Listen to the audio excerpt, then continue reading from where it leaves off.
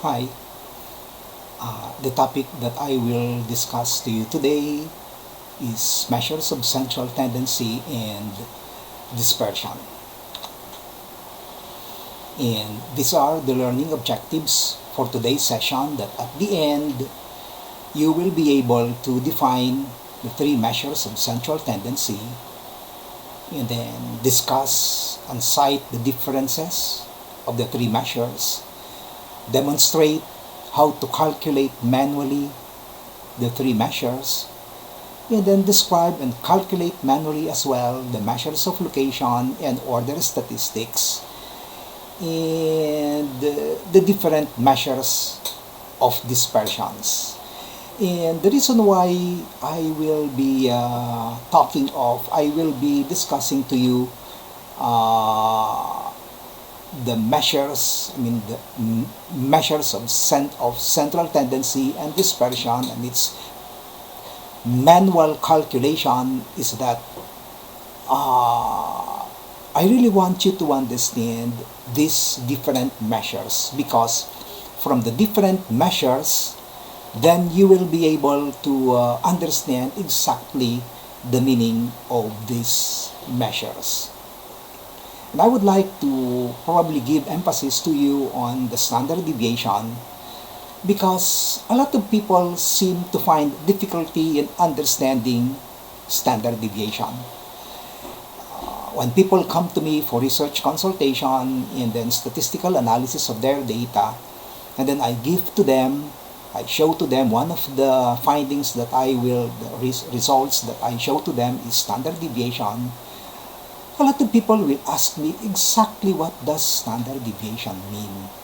And so in this particular discussion lecture to you, I will be giving emphasis on the calculation of the standard deviation, so you'll be able to understand what standard deviation means. Okay, so first we talk of the mean. The mean is the simplest statistical procedure among all measures of central tendency, and as a matter of fact it is the most commonly used measure to summarize a set of quantitative data. Now, when we talk, truth to tell, of measures of central tendency and dispersion, we're actually summarizing a set of quantitative data. And then the mean is the most commonly used measure to summarize this data. And when laymen talk of the average, they usually mean the mean, so that the average and the mean the same thing, but except that when laymen talk of the average, I don't think they really mean the mean. I would like to think that they mean the mode, because when we talk of average, we calculate for the mean, but laymen don't calculate.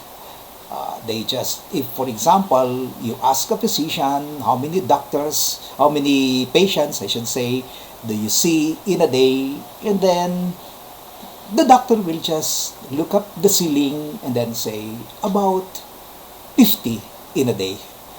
So he didn't calculate, so I would like to think that he means the mode.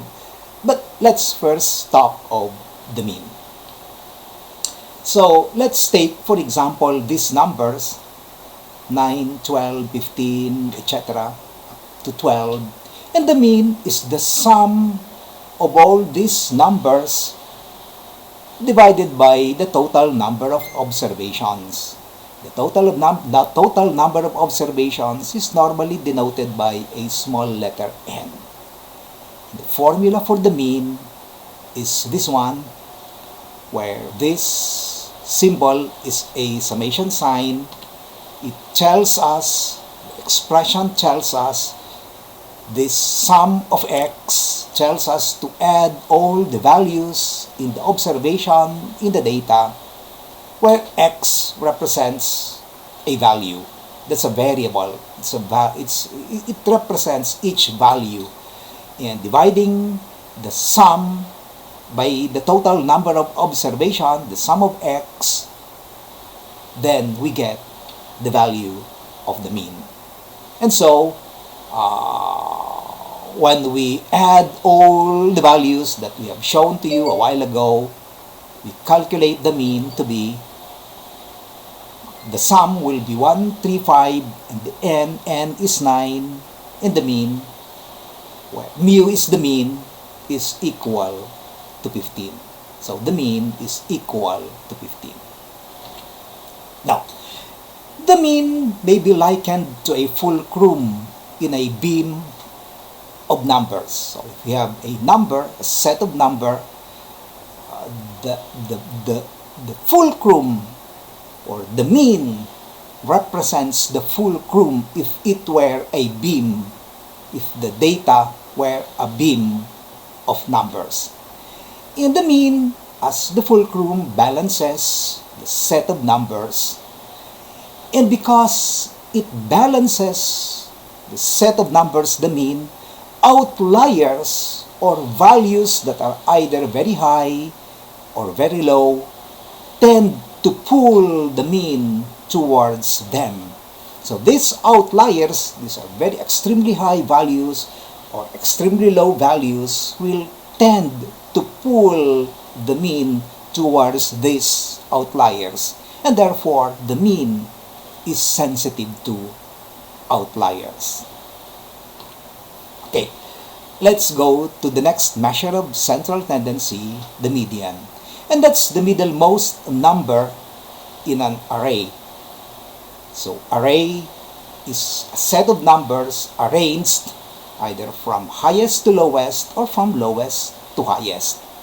And so when we calculate for the median, so the same numbers that I showed to you a while ago, the first thing that we do is to arrange these numbers in an array.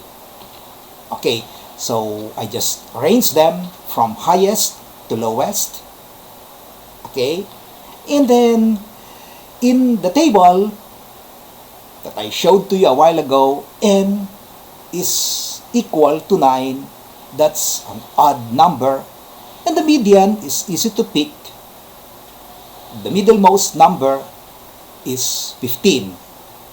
So that's the median. So this is the middlemost number in these values that we have just arranged. The middlemost number is 15, and therefore 15 is the median.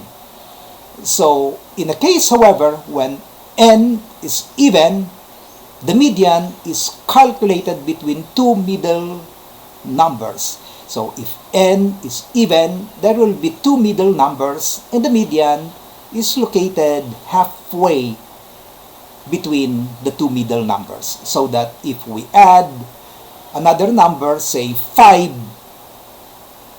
in the list, and then n now becomes 10, an even number, the median becomes the average of two middle numbers. The two middle numbers are 15 and 12, and then just get the middle of that, or the average of the two middle number. So 15 plus 12 divided by 2, and the median is 13. And so I just added 5 here, and then n now is equal to 10, and there are two middle numbers, 12 and 15, and then the median is halfway between 12 and 15, and that is for 13.5.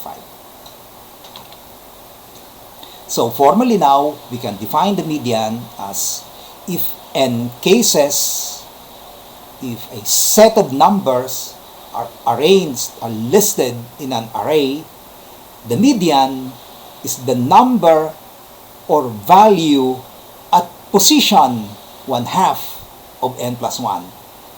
So the median is that number or value at position 1/2 of n plus 1. Uh,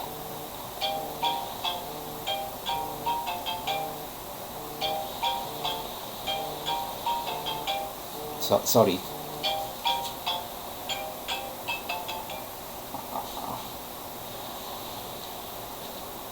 Okay. So again, as I said, the median will be at position 1/2 of n plus 1. The median equals the value of the middlemost number if n is odd, and the average of two middle numbers if it is even. Theoretically, the median divides a ranked list of values in half. 50% of the cases have values below the median, and the other 50% have values above it. So meaning the median will divide a ranked list of values in halves. 50% will be above the median, 50% will be below it.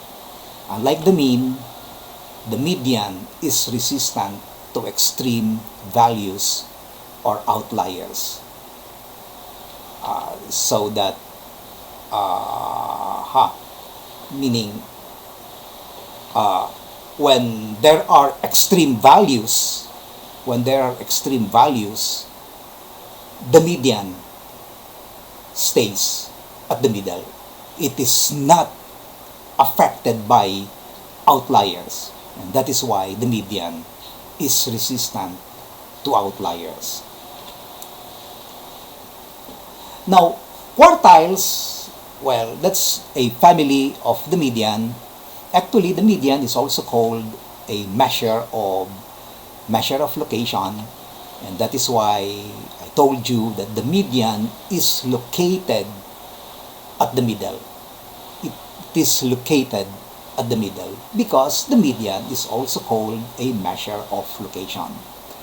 And aside from the median, we also have quartiles, deciles, and percentiles.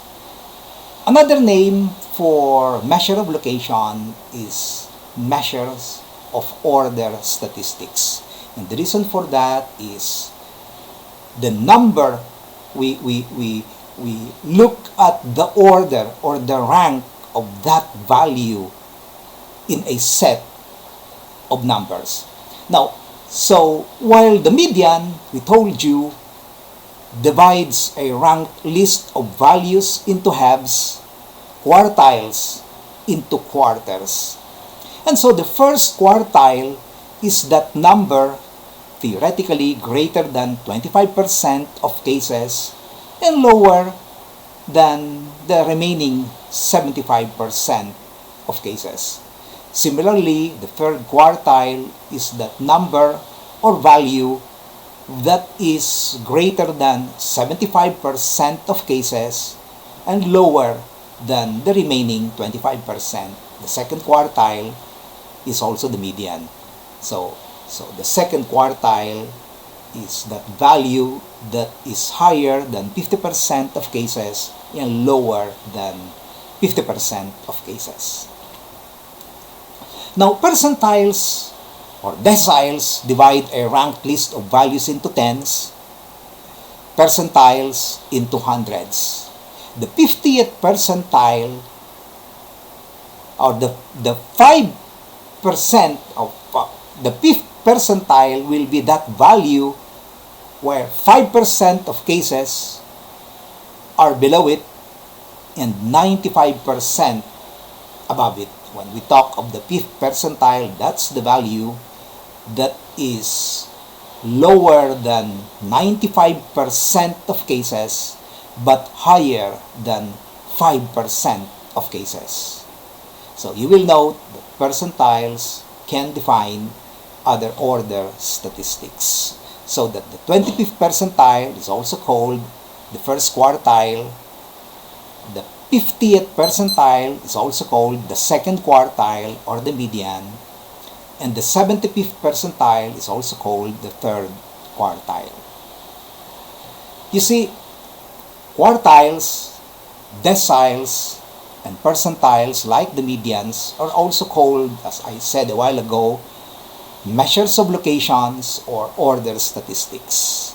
They are called order statistics because they are particularly useful in locating the rank or order of a certain measurement, say anthropometrics, relative to the measurement of other children of the same sex and age. And I would like you to understand that percentile differs from percentage. So when we talk of percentile, we are actually talking of the rank or the value, the order of that value in a set of numbers. So that, for example, if your grade is on the 70th percentile, that means that your grade is higher than 70% of people who took the exam and lower than 30% of people who took the exam.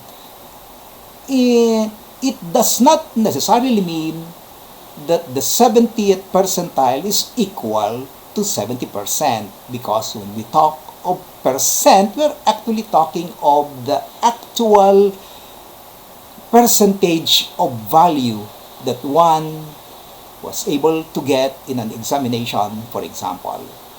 So you can have a grade that's equal to 90%, meaning you have gotten all correct 90% of the questions, you have gotten them correct. You only have 10 questions out of 100 that you got them wrong.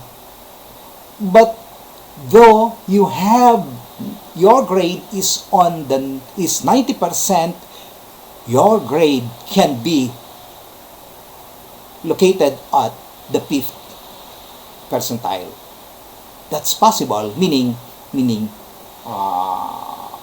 your grade is lower than 5% of people, and 95% of people have grades higher than 90%. So your grade is on the 95th, 5th percentile. On the other hand, if you got a grade that's equal to 50%, it can happen that your grade is on the 90th percentile. So your grade is 50%, but your grade is on the 90th percentile, meaning 10%, only 10% of people got grades greater than 50%, and the rest, 90%, got grades lower than your grade, lower than 50%. So again, let me just emphasize to you that percentile and percentage are two different things. Percentage tells us exactly what we got in an examination, if our data are on examinations, and percentiles tell us the rank, the order of your score relative to the rest of the people who took the exam, relative to, in comparison to the people who took the exam. That is the meaning of percentile. Okay, so let's talk of the mode. In French, le mode means the fashion, and it describes to us something that is seen most frequently. So what is the fashion? That is the mode. Similarly, a number that appears most often in a set of values or data is called the mode. Of course, it is possible to have no mode, as it is also possible to have two or more modes. Okay, in this set of data, there are actually two modes. This bimodal, 19 and 12. So we call this bimodal. If another number is added, for example 15, there will be three modes. So 19, 15, and 12. So multimodal, we call it actually multimodal. But as I said, we can have in a set of numbers where there is no mode. So 1, 2, 3, 4, 5, 6, 7, 8, 9, 10. There is no mode. We call it actually a modal. Now, let's now talk of measures of dispersion. This is also called measures of variability and measures of spread.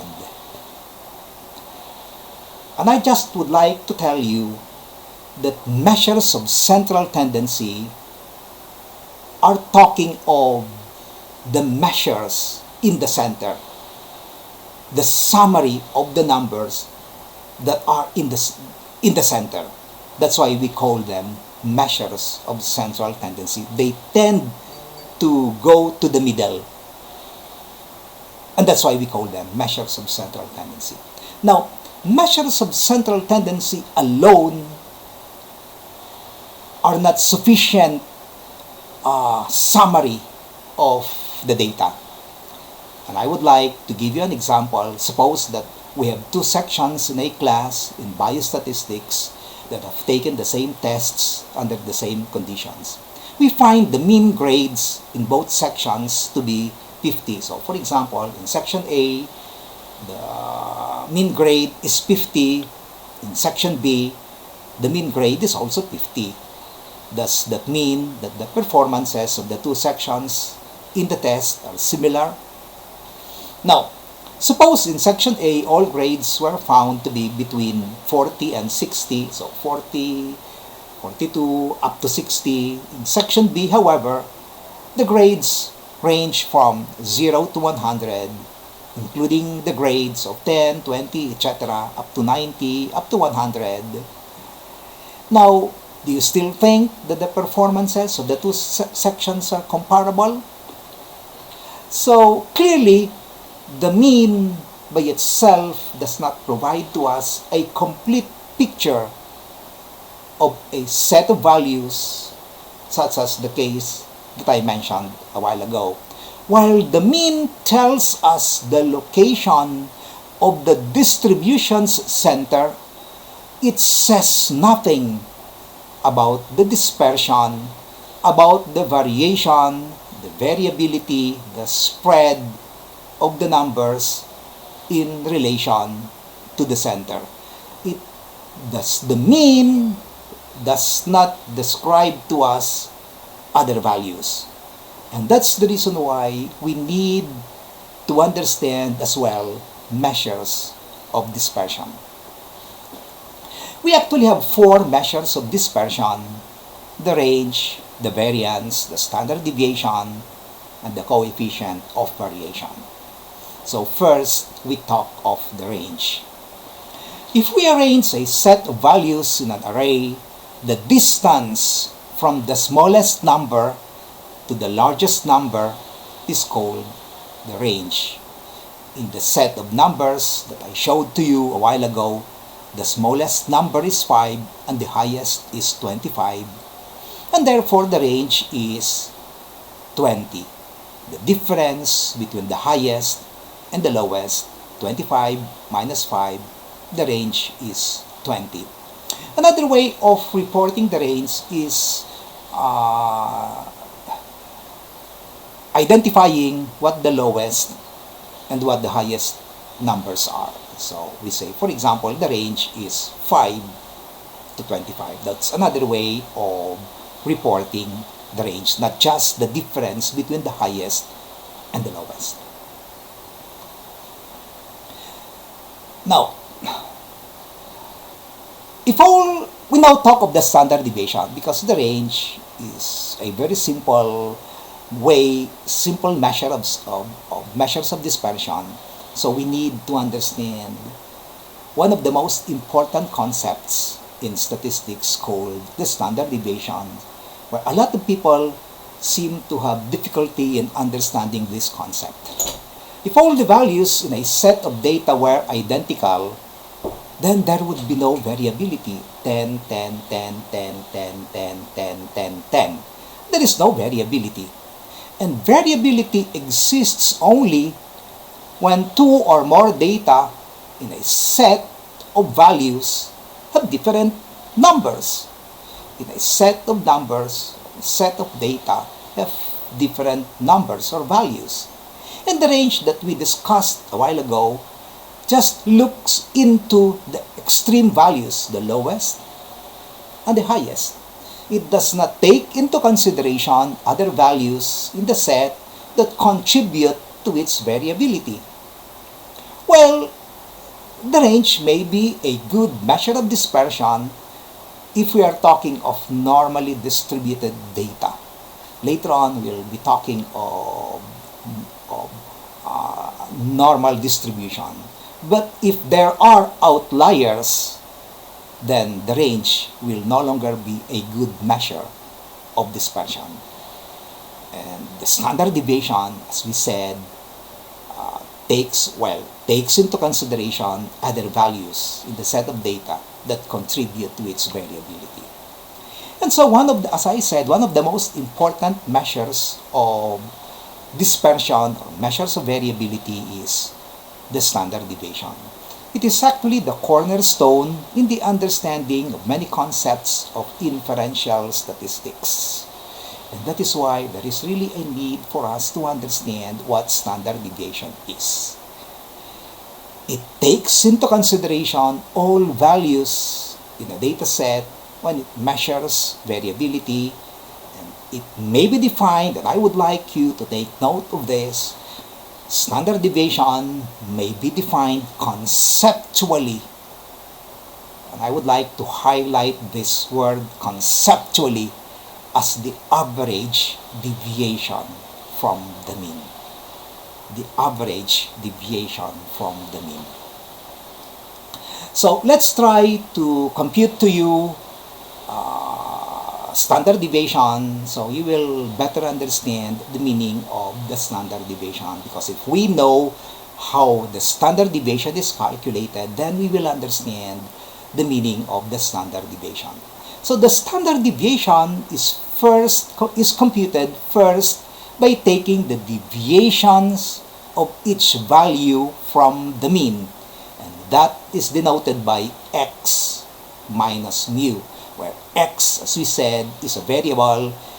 It's a value. It represents a value, or it represents each value. So we first take the deviation of its value from the mean.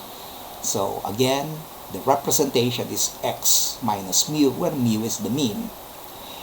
We then square the deviations from the mean, add the square deviations, then divide the sum by the number of deviations, and the result is what we call the variance. Later on, we'll show this to you. Okay. And the variance is another measure of dispersion, but that's very much related to the standard deviation.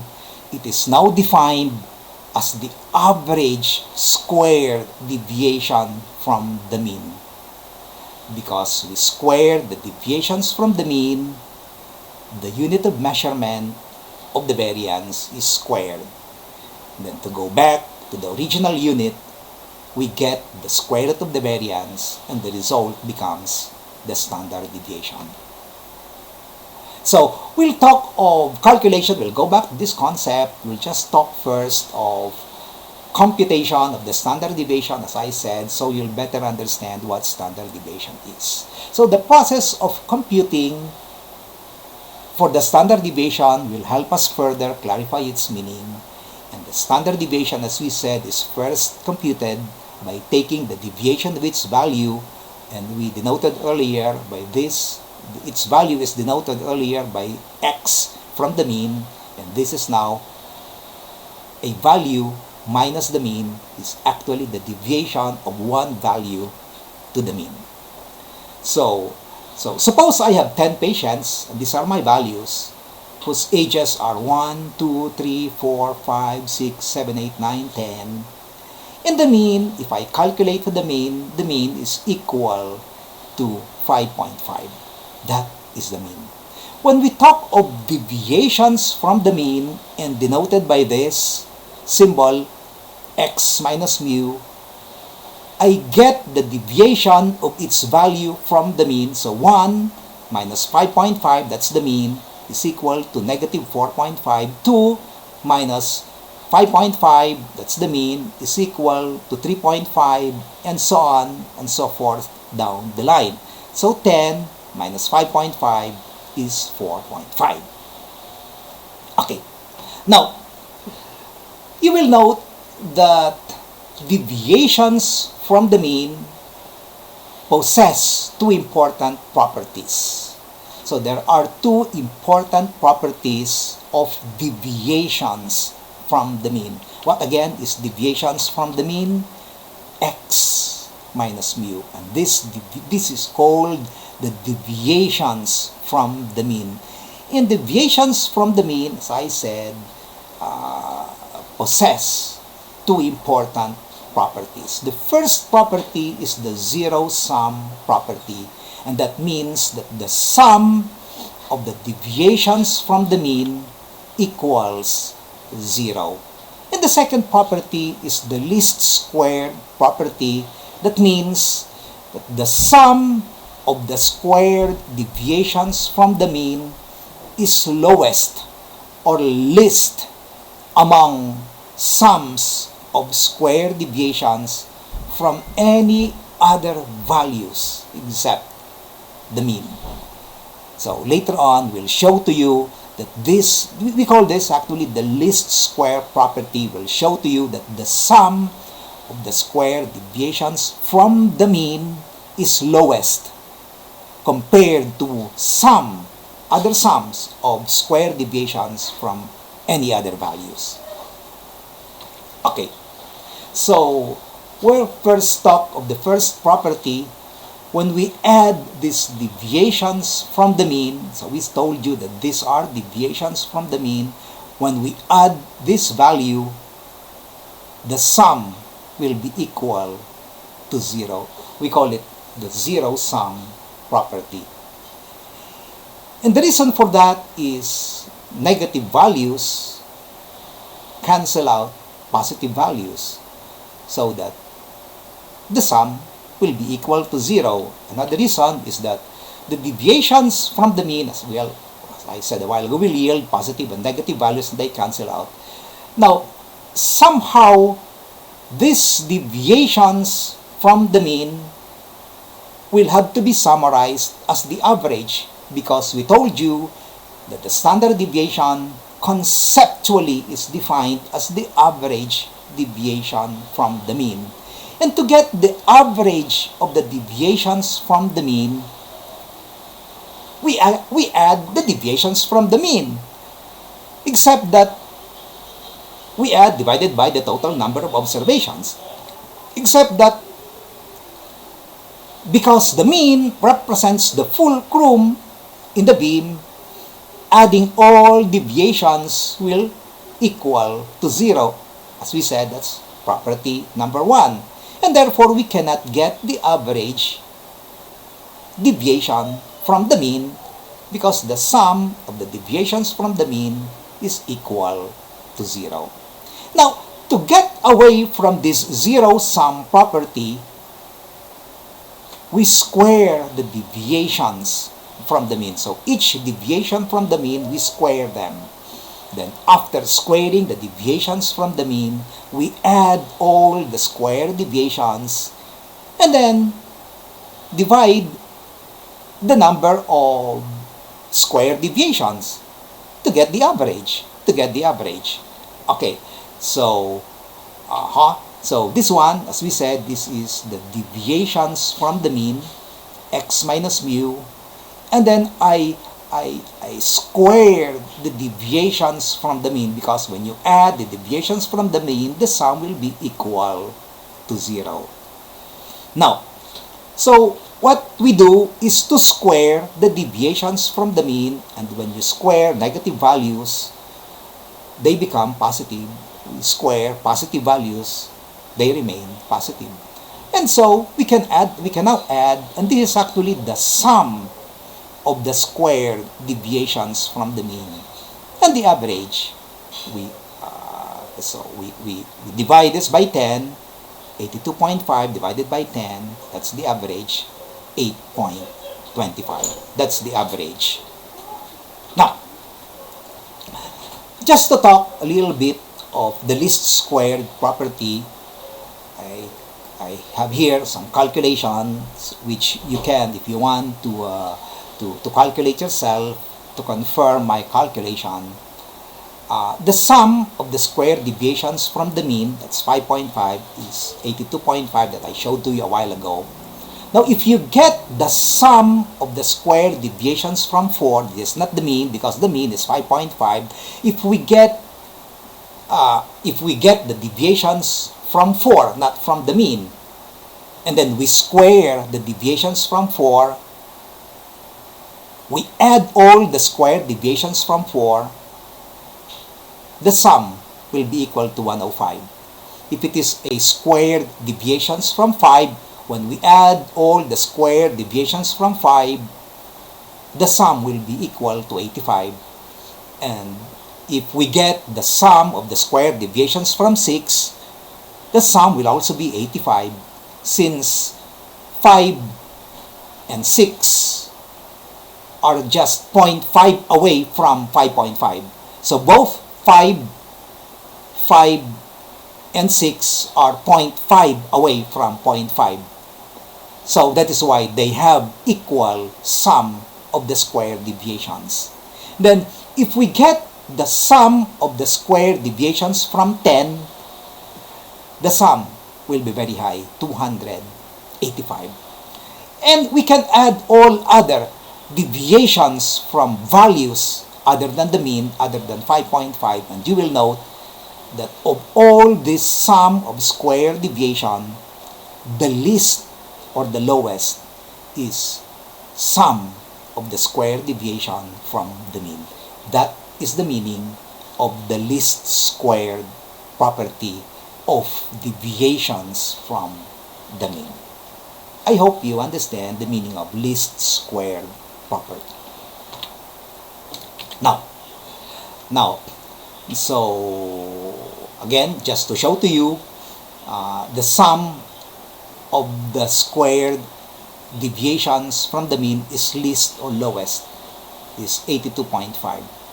And then we get the average. We divide this by 10 to get the average of the squared deviations from the mean. That's 8.25. The average of the square deviation from the mean is 8.25.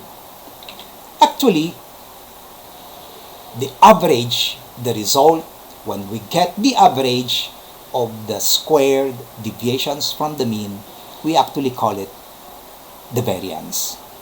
And the variance may be defined, therefore, as the average squared deviation from the mean. And because we squared the deviations from the mean, the unit of measurement for the variance is squared. So, meaning, in the example that I showed to you, the variance will be reported as year squared. So, we talk of these 10 patients in age and years, okay? And when we talk of the variance, which is actually 8.25, 8.25, the unit of 8.25 is year squared. So the variance is equal to 8.25 year squared, year squared. But year squared does not mean anything. I mean, can you conceptualize the meaning of year squared? The variance is 8.25 year squared.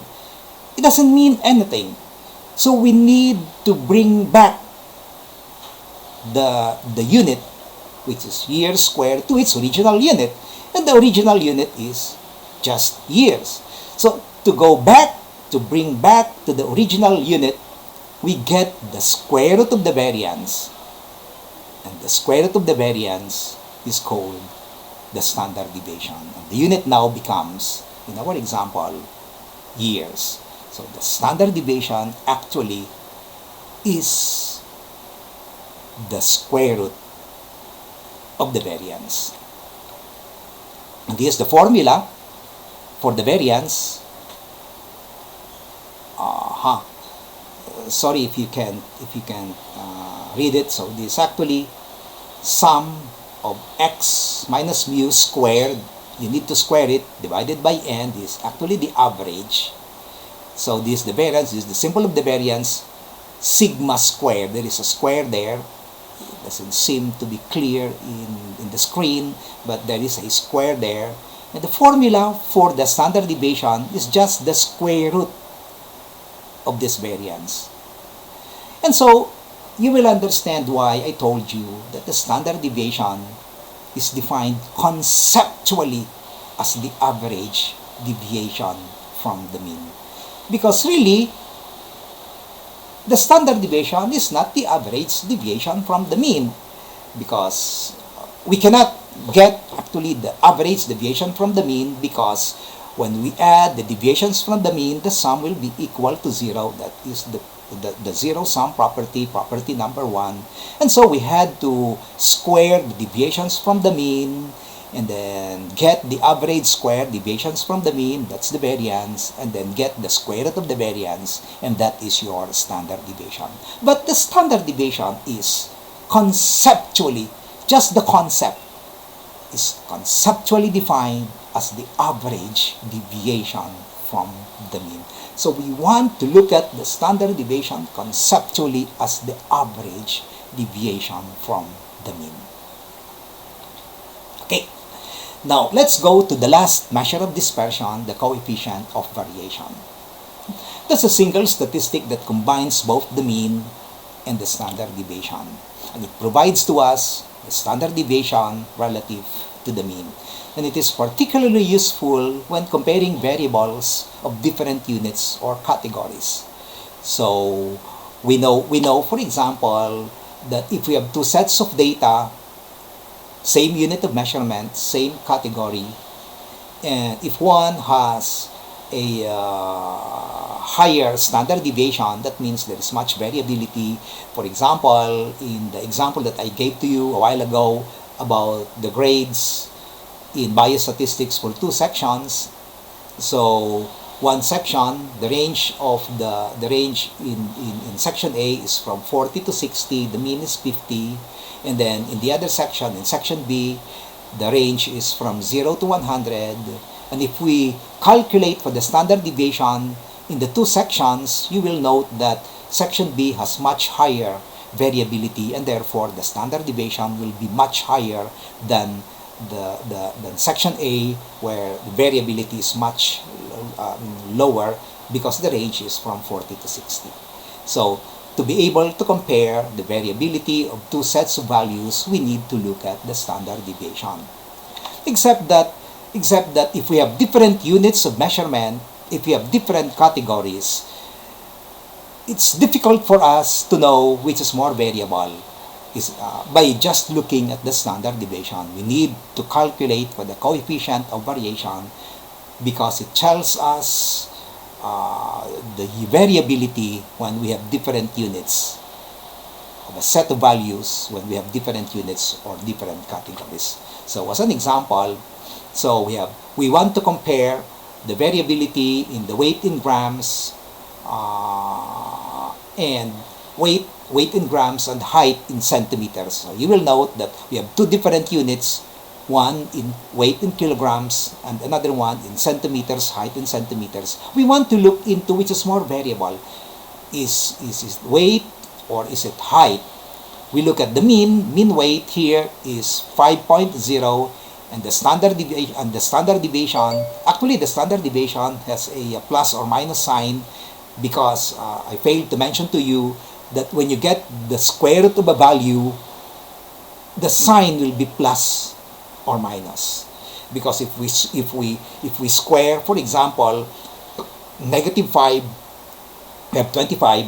If we square plus 5, that's also 25, and therefore if we get the square root of 25, and that's the standard deviation, the sign will be plus or minus 5. And so the standard deviation has this sign, plus or minus. So the standard deviation is 3.9. Now in the height in centimeters, okay, the mean is 160, and then the standard deviation is 7.5. Which is more variable, height or weight? Because the standard deviation is 7.5 for the height, and for the weight it's only 3.7. It seems that height is more variable than weight, but we cannot tell because we have two different units. Later on we'll calculate for the coefficient of variation. Now in this another example, we compare weight among adults and weight among infants. Two same units in kilograms, but different categories. One adults, another one infants. So in adult, the mean weight is 45. The standard deviation is plus or minus 2.9. Among infants, mean weight is 5. Standard deviation is 0.69. So at a glance, it seems that the weight among adults is more variable. It has higher standard deviation than the standard deviation of infants, which is only 0.69. Now we calculate for the coefficient of variation. Now in both instances, it's difficult to decide which has more variability, and the coefficient of variation, CV, becomes an important tool. It is defined as the ratio of the standard deviation to its mean expressed in percentage. So therefore, this is the formula: mean divided by the mu times 100. That's your coefficient of variation. And so when we calculate for the coefficient of variation for weight in kilograms, this is the standard deviation, 3.9 divided by 50 times 100.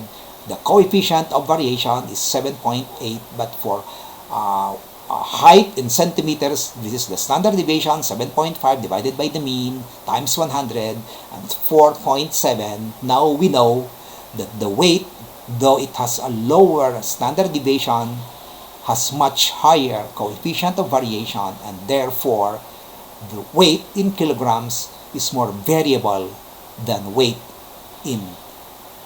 height in centimeters, which has only 4.7% coefficient of variation. Among adults' weight, so again, this is the standard deviation divided by the mean times 100. The coefficient of variation is 6.4. But for infants, this is the mean weight. This is the standard deviation divided by the mean weight, and then times 100. That's 13.8. Obviously now, the coefficient of variation among infants is much higher than among adults' weight, and therefore infants' weight is more variable than adults' weight. So what is the message? With the coefficient of variation, we know we will be able to know which has more variability when we are comparing variables with different units or different categories. Okay, now let's talk of the sample population. What does that mean? Up to this point, we have pretended that the data we take are population values. What do I mean by population values? Population values are, well, nothing else but the values of the population. But in reality, we rarely observe population values. Meaning, we cannot observe all values in the population, because the population, more often than not, is infinite. we cannot measure the values in the population. For example, if we are talking of what is the mean blood pressure of patients with hypertension, and patients with hypertension will not just be patients with my patients that I see with hypertension, not just patients in a hospital with hypertension, but when we talk of patients with hypertension, we will be talking of patients with hypertension in the whole world. And that by itself, that's the population value, that by itself is unobservable. But suppose we have the capacity to measure the values all hypertensive patient in the world. But again, we not only talk of patients with hypertension in this generation, but in the previous generations and in the future generation. The message that I would like to tell you is that values in the population are unobservable. We rarely observe the values in the population. That's why they are, more often than not, unobservable. And the reality is we only take a sample of the population, observe the data, and we call this actually the sample population. In all research that we do, we only get a sample. We don't measure, we don't study the whole population. We only measure a sample. Okay. Now, values that we measure in the population are called parameters.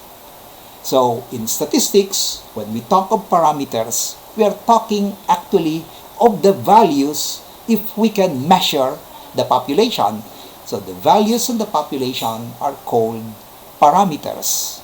Now, the values that we measure in a sample are called statistics or estimates because we are just actually estimating the parameter. Because the parameter, as we said, the population is many times unobservable. We cannot measure them. So the parameter is unknown. The parameter is unknown because we cannot measure the parameter. So we only estimate the parameter by getting a sample and then calculating that sample. So we call it estimates or statistics. Statistics or estimates are synonymous. And the mean, the variance, the standard deviations of different symbols and even formulae, depending on whether we are dealing with population values, parameters, or with sample values, estimates. I don't know. Sorry, this is actually my last slide, and I don't know if you can see this, but this is the mean. This is the population values. We call it the parameter. This is the sample value. We call it estimate or statistics. And these are the measures, the mean, the variance, and the standard deviation. Sorry, it's a little bit small. Okay, anyway. So this is the notation for the population. For the mean, that's symbolized as the mu, and then the variance symbolized as the sigma squared, and the standard deviation symbolized by sigma. And that's the reason why I said here that we pretended that the data we take are population values. Why did I say that we pretended that the data that we take are population values? Because I used the mu, the sigma squared, and the sigma. And so these are the formulae for the mean. So sum of x divided by n, which I showed to you a while ago, and then the variance, which I showed to you, the sum of the deviations from the mean squared divided by n, and the standard deviation, sigma squared, is what we showed to you, the square root of the variance, the square root of the variance. You will note that in the sample, which is actually called the statistics or estimates, the symbol for the mean is x bar, not mu, x bar. So when we say x bar, we are actually talking of the sample mean, not the population mean. So mu is the population mean, x bar is the sample mean.